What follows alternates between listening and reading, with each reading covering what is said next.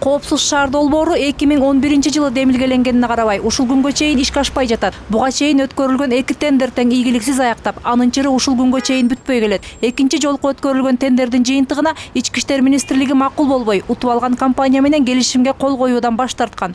Мындан улам комиссиянын айрым мүчөлөрү министрлик атайылап долбоорго бут тосуп жатат деген пикирлерин айтып чыккан.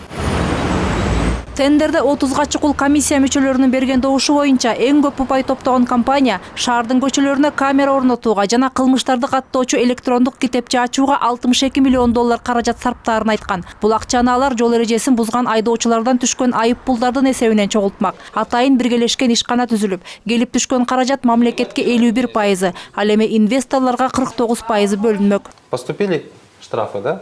Келип түшкөн штрафтын суммасынан чыгымдарды алып салалы. Ал чыгымдардын суммасы кандай? Бул тууралуу да компаниянын планында так көрсөтүлгөн эмес. Мүмкүн $100 000 ишкананын жетекчисине которулаттыр. Аны эч ким билбейт. Бул акчалар ишкананын эсебине түшмөк. Андан кийин гана акча 51-49 эсебинде бөлүнмөк.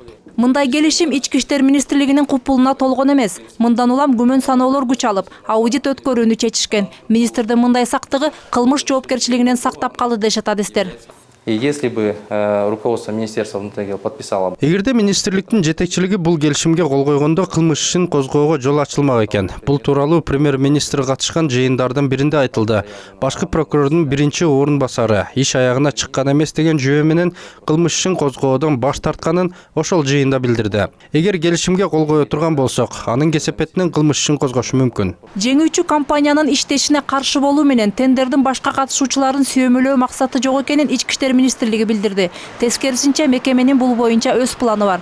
Жол коопсуздугун жакшыртуу боюнча иштелип чыккан план 3 багыттан турат. Биринчиси жол кайгуул кызматын жоюп, анын ордуна коомдук коопсуздук башкы башкармалыгын түзүү. Анын курамына универсалдык патрулдук милиция да кирет.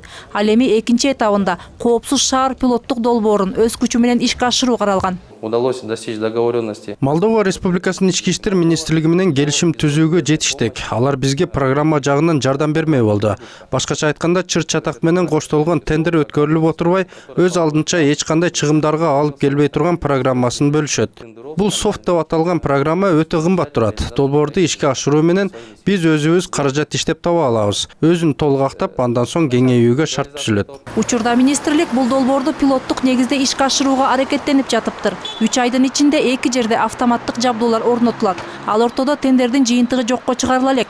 Жогорку сотто 8 декабрда сынактан өтпөй калган Кытай компаниясынын доо арызы дагы карала турган болууда. Мээрим Ташыбекова, Манас Бакешев, НТС.